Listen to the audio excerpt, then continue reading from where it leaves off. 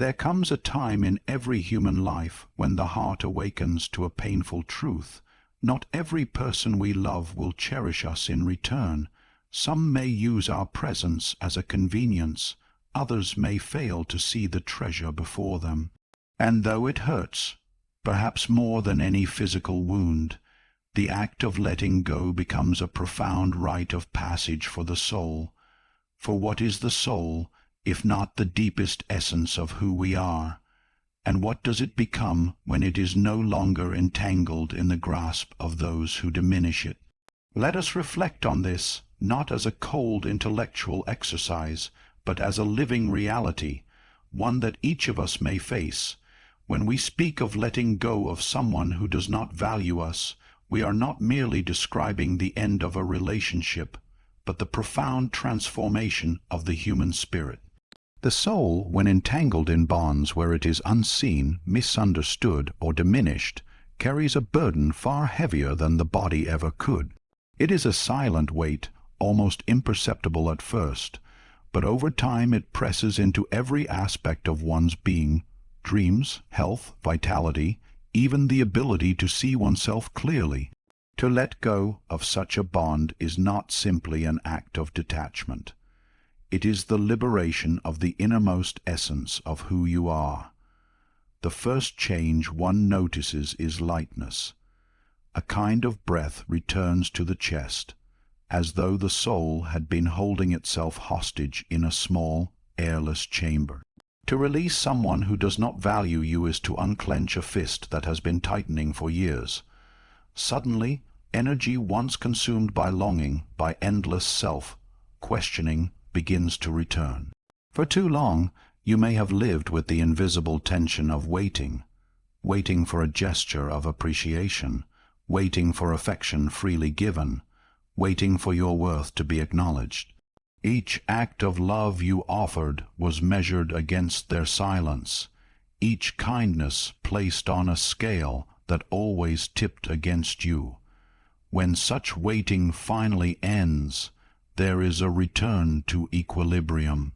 Sleep comes without the restless turning of doubt, the stomach no longer knots with unspoken fears, and laughter arises more easily like sunlight breaking through clouds.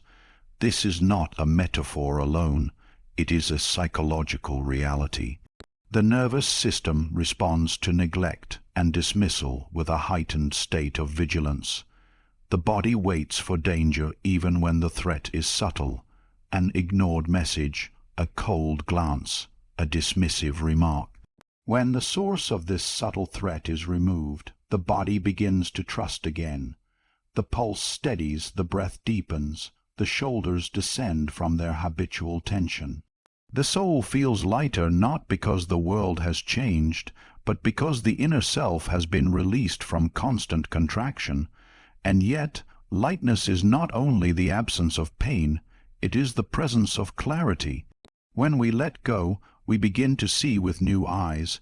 The fog that once clouded judgment starts to lift, and the truth that had always been present but suppressed rises into awareness. Many who step away from undervalued love describe an almost shocking clarity when looking back. They see how often they silenced their own desires, how frequently they settled for fragments of affection, how they made excuses for behavior that, in retrospect, was plain disregard. It is as though the soul, once bound, could not bear to see the full truth of its own confinement. Only in freedom does it dare to confront the depth of what it endured. I recall the story of a man who had given years of his life to a friendship where he was tolerated rather than cherished. He was always the one to call, always the one to listen, always the one to bend. He convinced himself that loyalty required self-erasure. But when the friendship ended, not by his choice, but by the other's indifference, he found in himself an unexpected vision.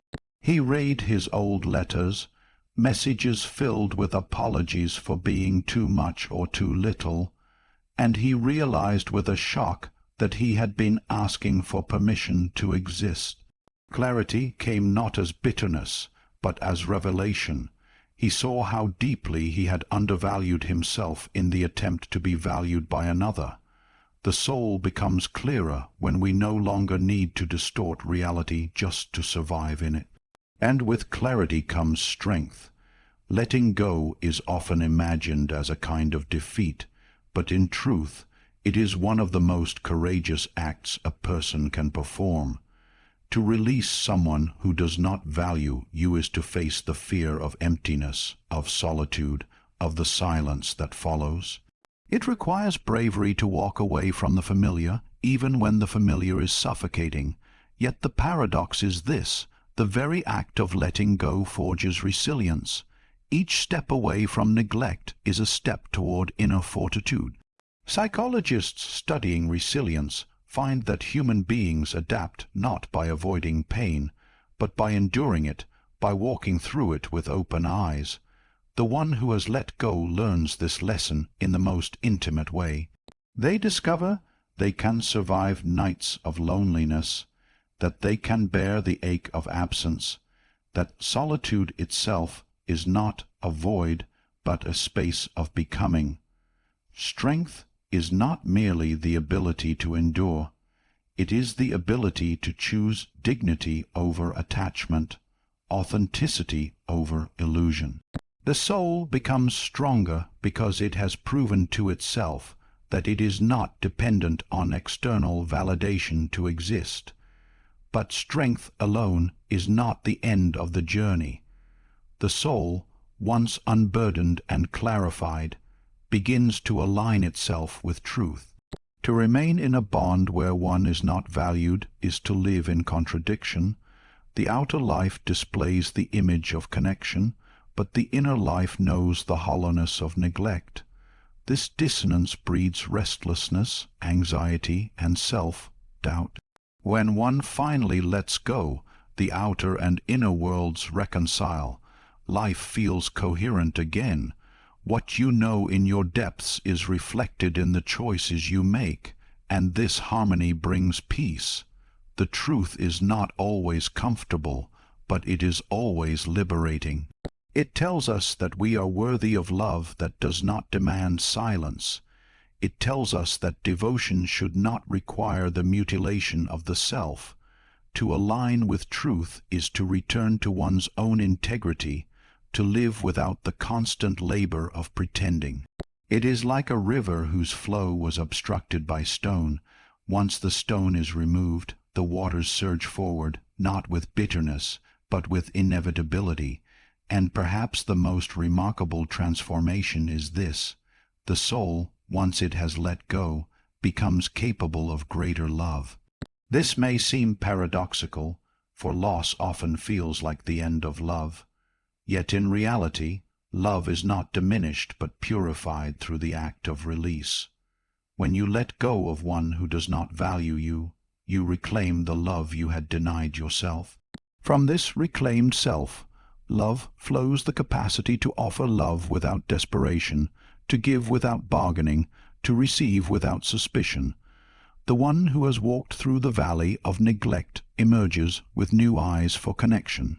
They begin to recognize the people who see them, not as a shadow or a utility, but as a whole being. Friendships deepen, communities open, and even the possibility of future partnership transforms. No longer does the soul settle for half measures. It has learned through pain the worth of full reciprocity. In this way, letting go is not an ending, but a re-beginning. It is the creation of a new space within the self where freedom, strength, truth, and love can dwell. It is the moment when the soul remembers itself, when it shakes off the dust of diminishment and stands in its rightful stature. What once felt like loss reveals itself in time to be awakening. When the storm of detachment finally passes, the soul begins to see with new eyes. The heaviness of entanglement, of being bound to someone who does not value you, clouds not only your emotions, but your very perception of reality. It is as though a fog has rested over your life, softening the edges of truth and making what is intolerable appear tolerable, what is damaging appear excusable. But when you let go, when the bond is broken, a remarkable thing happens. Clarity emerges. It does not arrive all at once like the sudden glare of a light switched on, but like the gradual lifting of mist over a valley at dawn.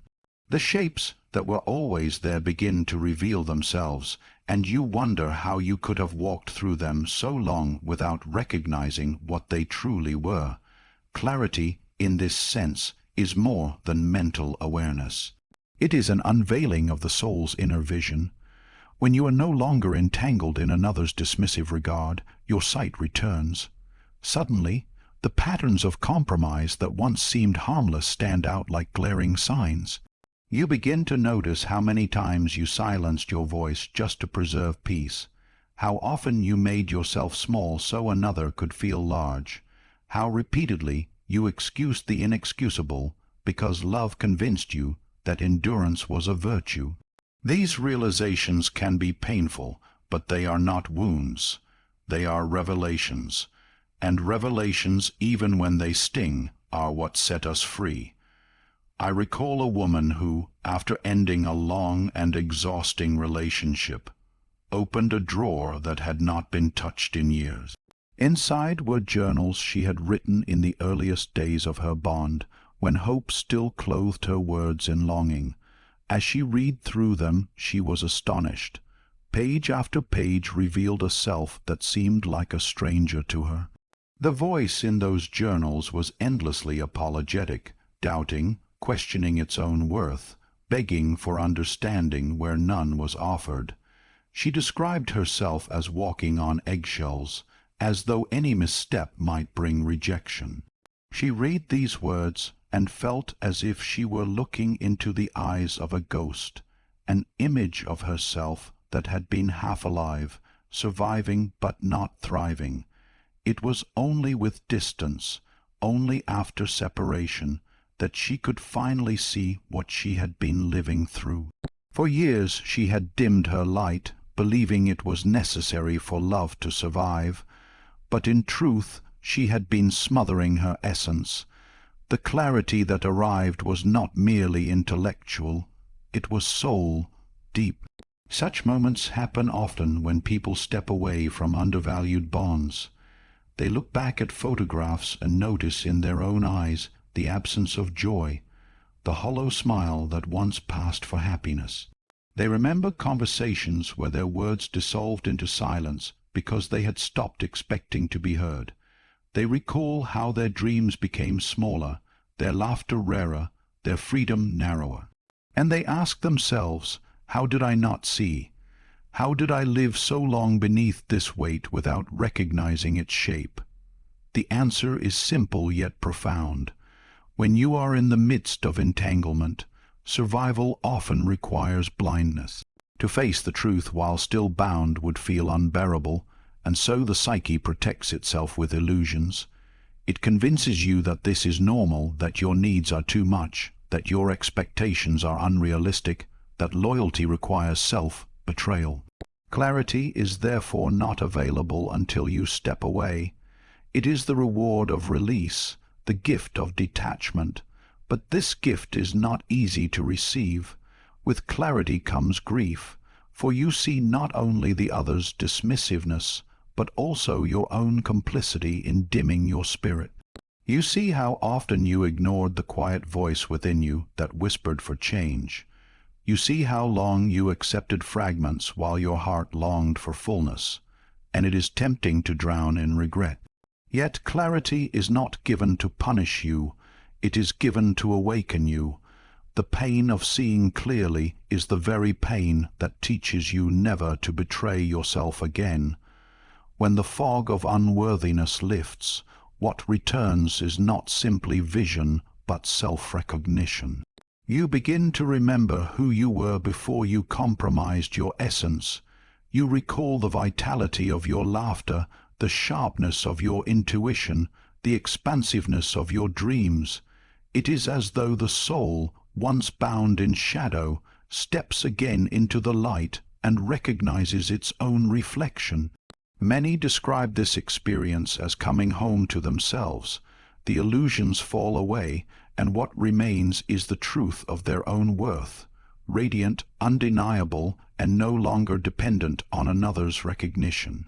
This clarity transforms not only how you see the past, but also how you perceive the present. Once you have known what it is to be unseen, you recognize with sharper instinct the signs of genuine care and the signals of disregard. You no longer dismiss the uneasy feeling when your voice is ignored or when your presence is taken for granted. Instead, you listen to that inner warning, for you have learned through experience that the soul cannot thrive in dismissal. Clarity refines your discernment. It teaches you to trust the quiet but insistent truths within yourself, to honor them as guides that protect your dignity. Think of a person who has lived for years in a room with dim lighting. They adjust, they squint, they learn to navigate half, blind, convincing themselves that this is normal sight. But when they finally step outside into the brightness of day, they are overwhelmed by color, by detail, by the sheer vibrancy of what the world actually looks like. At first the brightness hurts their eyes, but soon they adapt and they realize they can never return to the half light without recognizing its insufficiency. So it is with the soul. Once you have seen clearly, you cannot return to blindness. The awareness may sting, but it also liberates. In this way, clarity is not just about understanding another's lack of value for you. It is about remembering your own value. It is about realizing that your worth does not diminish because another failed to recognize it. The one who emerges from detachment is not the same as the one who entered it. They are reborn into sight, carrying within them the vision of their true essence. They see the patterns that once ensnared them, and with that sight comes freedom. They no longer move blindly, but with awakened eyes, alert to both danger and beauty, aware of both shadow and light. Clarity, then, is revelation. It is the unveiling of the soul's true image, once hidden beneath layers of compromise and illusion. It is the lifting of the fog of unworthiness, leaving behind the bright recognition that you are, and always were, whole. It is the return of your own reflection, unbroken, radiant, and true. Strength is not something that is given to us in comfort, nor is it born out of ease or indulgence. Strength arises in the human soul only when we are confronted with loss, with the unbearable weight of separation, with the stark moment when what we clung to is no longer ours. To let go of someone you love is to step into the furnace willingly, to accept the pain that comes when desire collides with reality. And yet it is precisely here, in this crucible, that the soul discovers its true endurance. For strength is never the absence of suffering, but the transformation of suffering into power. There is a misconception that to release another is a form of weakness, as if we simply lacked the courage to hold on. But in truth, the opposite is required. To cling to what diminishes you is effortless. It requires no great act of will to remain bound to a familiar cage, even when its bars are rusting and its air is suffocating. What requires true courage is to walk away from the familiar embrace of pain, to choose uncertainty over captivity, to step into solitude rather than remain in the false security of neglect.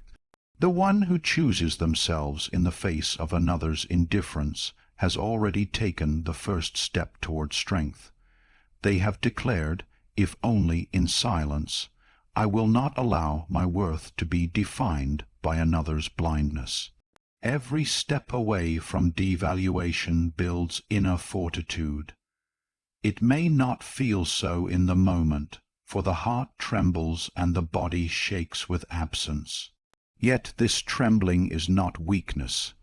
It is the body learning to carry itself again, the heart learning to beat for itself rather than in rhythm with another who never truly listened.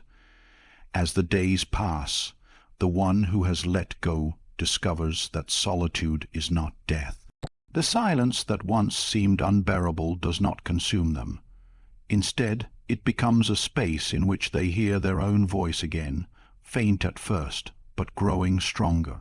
They realize that their existence is not contingent upon constant recognition, that they can stand upright without leaning upon the fragile support of someone who never offered stability.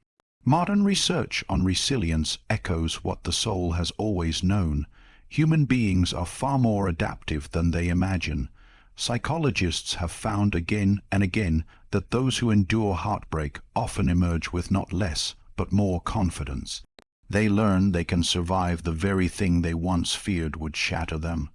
Like a bone that has broken and healed, they discover that the healed fracture is often stronger than the bone around it. The heart, too, grows resilient in this way. It remembers the pain, but it also remembers the endurance, and with that memory comes a quiet assurance, I can endure again if I must. I once heard the story of a man who had been left suddenly by the partner he had built his life around. For months he moved as though half of himself were missing, dragging through the days with no sense of direction. Friends pitied him, he pitied himself. Yet slowly, in the space of silence, he began to do the small things he had abandoned, cooking his own meals, walking in the park, listening to music that stirred something within him. He began to find enjoyment in solitude, to rediscover the parts of himself that had lain dormant. Years later, he described that time not as the end of his life, but as the moment when he began to stand upon his own ground. What felt like devastation became initiation into strength. This is the paradox of suffering. It reduces us to ashes, yet in those ashes lies the seed of renewal. Just as steel is tempered in fire, so the soul is tempered in hardship. Without fire, steel is brittle, easily bent or broken, but when it is subjected to flame, it transforms into something durable, resilient, unyielding. Loss is that fire. It burns away illusion, it strips us of dependency, and it demands that we face ourselves without the shelter of another's shadow. In that exposure, painful though it is, the soul learns its own solidity. It discovers what cannot be taken away, even when all else is. Strength does not arrive suddenly. It comes in quiet increments, like muscles growing from repeated strain. At first, every step feels unbearable. The nights are long, the memories insistent, the absence piercing. But with time, the soul begins to notice its own endurance. It realizes it has passed through yet another day, and another, and another. The pain that once seemed endless becomes familiar, then manageable, then finally a scar rather than an open wound. And that scar is not a sign of weakness. It is the mark of survival, the testament of resilience. The one who emerges from such fire carries a different presence. They no longer tremble at the thought of solitude, for they have tasted it and survived. They are no longer willing to trade dignity for attachment, because they know now that dignity is the ground upon which real love must stand. They may still feel tenderness, they may still carry longing, but beneath it all there is a steadiness that was not there before. Their soul has expanded, its walls widened by the experience of holding its own pain and not collapsing under its weight. And though we often imagine strength as something hard, something cold and impenetrable, in truth, the strength of the soul is flexible. It bends but does not break. It allows grief to pass through, allows tears to fall, allows vulnerability to remain. True strength is not the denial of pain, but the integration of it. It is the ability to say, yes, I have suffered, and yet I still rise. I have been diminished by another's neglect, and yet I choose not to diminish myself. I have lost, but in the losing I have found my own ground. Thus, the soul that has let go does not shrink, it grows. It expands in capacity, in resilience, in presence. It carries the memory of fire within it, and because of that memory, it walks with a quiet power. No longer fragile, no longer defined by another's choice, it stands with the dignity of one who has endured and been transformed. This is the strength born of loss, not a strength that denies vulnerability, but one that includes it, embraces it, and transcends it. When we bind ourselves to those who do not value us, we begin to live in a fractured state of being. Outwardly, there may be the appearance of harmony, smiles in photographs, gestures of closeness, polite words spoken at the right time. But inwardly, there is a quiet gnawing, a persistent voice that insists something is wrong. We suppress that voice because it threatens to shatter the image we are trying to preserve, yet it never disappears. It lingers in the background of our consciousness, whispering in moments of silence, tugging at us in moments of solitude. It is the soul's protest against falseness, for the soul is not content to live in illusion. It knows, even when we do not want to admit it, that to stay in the presence of one who cannot recognize our worth is to live divided against ourselves. Letting go, painful as it may be, is therefore not merely an act of release. It is the profound work of aligning with truth, and truth is relentless. It waits with patience, sometimes for years, sometimes for decades, until we are ready to hear it. It whispers softly at first. You are worthy of love that does not require your disappearance. You are not born to walk invisible in the lives of others. You were not created to be tolerated, but to be cherished. When we ignore these whispers, truth does not vanish. It grows louder, it unsettles us. It emerges in the form of anxiety, exhaustion, even illness. What we call burnout or despair is often the soul's revolt against living in contradiction. To cling to neglect is to choose illusion over reality, and while the illusion may comfort us for a time, it eventually corrodes the self from within. There comes a moment when the weight of pretending becomes unbearable, when the gap between what we show the world and what we feel inside grows too wide to sustain. At that moment, we are faced with a choice: to continue denying truth and live in quiet misery, or to face truth and endure the fire of transformation. To let go of someone who does not value us is to step into that fire willingly, to burn away the false harmony and allow reality to breathe again. The act of letting go is frightening because truth often feels like loss. We grieve the dreams we built around someone else's disregard. We grieve the illusion of closeness that never truly existed. We grieve the version of ourselves that settled for less. Yet within this grief lies liberation, for once we let go, we are no longer required to split ourselves in two. The outer life and the inner life can finally come into alignment. No more forced smiles to cover inner sorrow, no more words spoken that conceal the deeper silence, no more endless negotiation with the self to endure what is unacceptable. Instead, there is coherence. What we feel inside matches how we live outside, and this integrity brings with it a deep peace, even in the midst of pain. Think of a river that has been dammed. The water collects behind the blockage, restless and stagnant, its natural flow disrupted. For a time it may seem calm, even beautiful, but underneath pressure builds. The river knows it was meant to move, to surge, to carve valleys and nourish the earth. The longer it is restrained, the more violent the eventual eruption becomes. But once the blockage is removed, the water does not hesitate. It rushes forward with power, with purpose, reclaiming its course. The soul, too, is like that river. While we remain in bonds where we are undervalued, our natural movement is obstructed. Our energy stagnates, our vitality wanes. our inner fire dims. But when we release the dishonor of neglect, when we step away from falseness, the blockage is gone. The soul surges forward into alignment with truth, moving as it was always meant to move.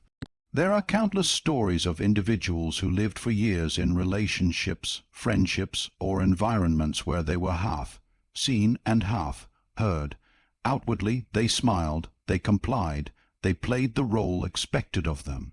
But inwardly, they knew something was false. When they finally stepped away, many described the sensation not just as relief, but as awakening. They said it was as if they had been sleepwalking for years, and only upon letting go did they finally open their eyes.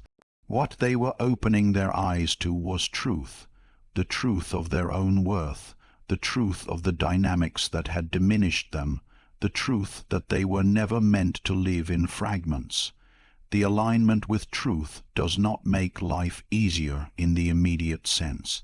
There is still grief, still loneliness, still the ache of absence. Yet even amidst these struggles there is a new kind of strength, the strength of living without illusion. Pain endured in truth is lighter than comfort maintained in falseness. For the soul cannot thrive on deception, no matter how carefully it is maintained. When inner and outer reality finally converge, a new vitality flows through the being. There is energy that was once wasted on denial now available for creation, for growth, for authentic connection. And perhaps most importantly, aligning with truth restores dignity. Dignity is not pride, nor is it arrogance. Dignity is the deep recognition that one's soul is sacred, that it is not to be bartered away for companionship or dulled to preserve false peace. Dignity insists that it is better to walk alone in truth than to remain accompanied in dishonor, and this recognition is not born of bitterness, but of reverence for life itself. When we honor truth, we honor the divine spark within us that insists on being seen, heard, and valued. Thus, the journey of letting go is not only the release of another, it is the reconciliation of the self. It is the return to wholeness, the end of inner division. To walk away from neglect is to refuse to participate in the lie that love requires your erasure. It is to declare with your life, I will live aligned with what is real, even if it costs me comfort, even if it costs me attachment. And in making this declaration, the soul stands firmly in its rightful place, no longer hidden, no longer divided, but flowing freely like the river returned to its course, moving with power, with purpose, with truth. Love is never lost in the act of letting go, though it may feel that way at first. When you release someone who has failed to see your worth, the ache is sharp, almost unbearable, and you may believe that you have exhausted your capacity to love. You imagine your heart as emptied, your ability to trust broken beyond repair. Yet what slowly reveals itself, often in quiet and unexpected ways, is that your heart has not diminished at all, it has expanded. The paradox is profound. In losing what did not honor you, your soul becomes capable of a greater love than you ever believed possible. The reason is simple, though rarely easy to see while you are in the midst of sorrow. You are no longer pouring yourself into emptiness. You are no longer distorting your being in the hope of being recognized. You are no longer denying love to yourself while chasing after it from someone unwilling to give it. In reclaiming what you once withheld from your own soul, you awaken a deeper reservoir of love, one that was always there, waiting beneath the surface. So much of human suffering in relationships comes not from the absence of love, but from the way we direct it.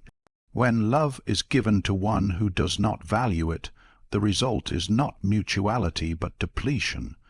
You find yourself bending and breaking, giving more and more while receiving less and less, convinced that if you just love harder, it will finally be enough. But this is not love in its truest sense. It is self-erasure disguised as devotion. and over time it corrodes the spirit. To step away is to reclaim what was wrongly spent. It is to return to the truth that you deserve the same kindness, patience, and reverence you once lavished upon another. This return to self is not selfishness. It is the foundation upon which real love is built. For only when you honor yourself can you truly meet another without desperation, without hidden bargains, without the silent plea to be completed. From this act of self-respect comes authenticity. When you no longer need to beg for recognition, you are free to show yourself as you are. No more careful editing of your words to avoid rejection. No more swallowing of feelings to preserve a fragile peace. No more shrinking to make space for someone else's indifference. You begin to speak honestly, to laugh without hesitation, to stand firmly in your truth. And with authenticity comes boundaries, not as walls to keep people away, but as clear lines that protect your dignity. Boundaries are the declaration that you will not betray yourself again for the illusion of closeness. They are the quiet assurance that if someone cannot meet you with respect, you will choose solitude rather than distortion. And with boundaries comes discernment. You begin to see with new eyes the difference between those who value you and those who merely use you, between those who cherish your presence and those who only tolerate it. Where once you might have mistaken attention for affection, you now look deeper. Where once you accepted scraps and called it sustenance, you now recognize the hollowness of such arrangements. Discernment does not make you cynical, it makes you wise. It allows you to welcome love when it is genuine, and to turn away when it is false. And in doing so, it keeps your heart open without leaving it unguarded.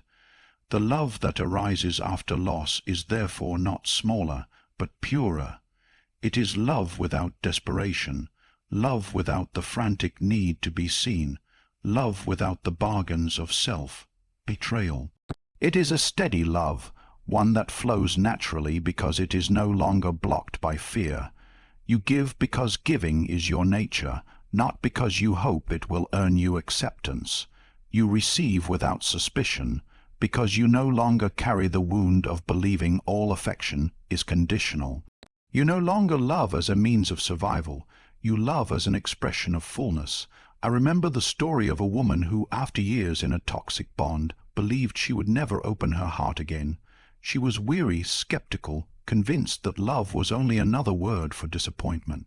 But in the quiet years that followed, she began to notice the small joys she had once overlooked.